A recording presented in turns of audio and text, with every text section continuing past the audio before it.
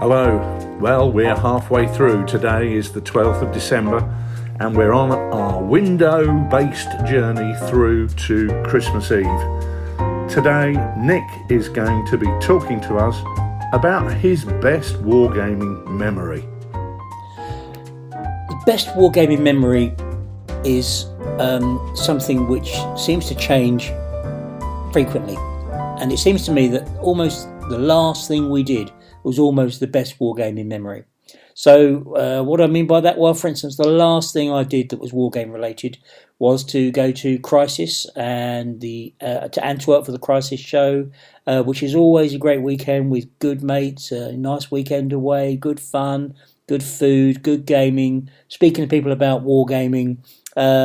But there's always these little humorous things that happen that really make me smile. And I think my most recent trip to Crisis was such fun. I haven't laughed so much in ages. You know, people will know the story that Jasper from WSS purchased some clogs for Richard and for myself, because we always say that about klompen te koop, which is perfect Dutch for clogs for sale.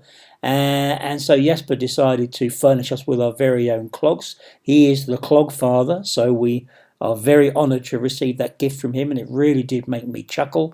And you know, it's good fun. The community creates these moments that are hilariously funny. So it's lovely to have that. So that was last time out. So it almost seems that everywhere we go, it creates the best memory. Oh, okay. So there must be one or two that stick in my mind. Okay, here's one. In 2005, it was the 200th anniversary of the Battle of Trafalgar. And we hosted a games day in St Albans. It was a double games day, actually. We did 1805 Battle of Austerlitz with the Le Feu Sacré rules that Darren wrote. And so there's one room of people playing a big refight of Austerlitz. And there was another room of people playing a big refight of Trafalgar using Kiss Me Hardy. Now, this was something I've long wanted to do. Trafalgar is a big battle. You've got 33 ships on one side and 27 on the other, so that makes 60. There's 60 ships to the line in a huge action, which is perhaps one of the most famous battles of all time. And we refought that action from start to finish, and actually we refought it in pretty much in 1-to-1 time. We split the game over two tables. So if you know Trafalgar is basically the French and Spanish fleet are in almost like a crescent shape, in crescent moon shape, and Nelson's ships come in straight in from the side in two columns. So Nelson's own column hits the combined fleet sort of halfway down, and then Collingwood's column comes in and hits it about 2/3 of the way down. So what we did is we created two tables. The first table was Nelson's column in action, if you pardon the pun, and the second table was Collingwood's column.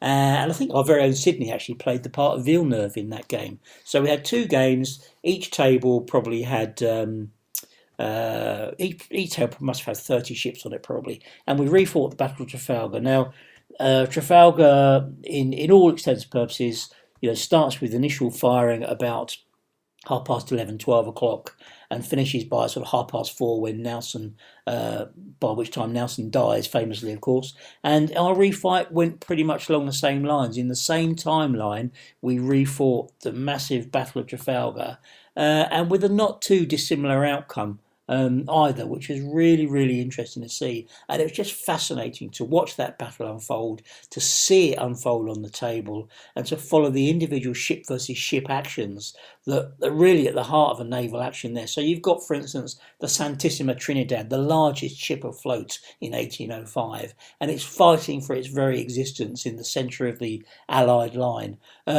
You've got the Victory versus the Bossentar or what's the Redoutable, which is the one from which the shot is fired that kills Nelson, and you can recreate these actions on the table, and that felt really, really, really special. I think actually that's possibly my highlight, certainly in recent years. To be able to use Kiss Me Hardy to do that was a real gave me a really good feeling as well. And we had a really good game for that.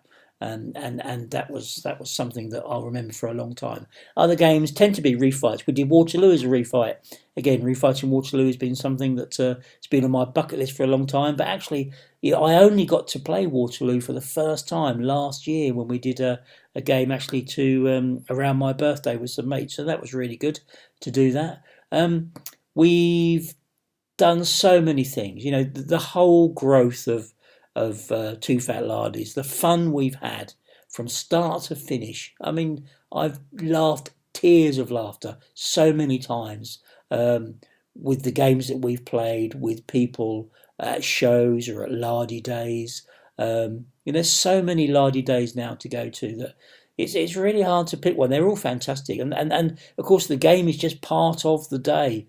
It's lovely that people want to come together, play games, have good fun, and then socialise afterwards. It gets a bit tough on the liver sometimes and a bit demanding on the wallet from time to time, but it's really important that we bring people together like that. And just knowing that we've been part of that is great. It's really lovely. So, I think when I'm in my bath chair with my rug across my knees, which could be in about 4 months' time at the rate I'm going, I shall think, well, we've had such good fun with TooFatLardies and the things that we've done with that, and also individual games throughout. The last, I don't know how long, 20 years, we've had so many individual games with such amusing times that I wouldn't trade it for anything. And I'm hoping again that next year will be filled with more of the same. So yeah. I don't know if that answers the question, but generally, I'm going to look back on the whole thing with a bloody great smile on my face.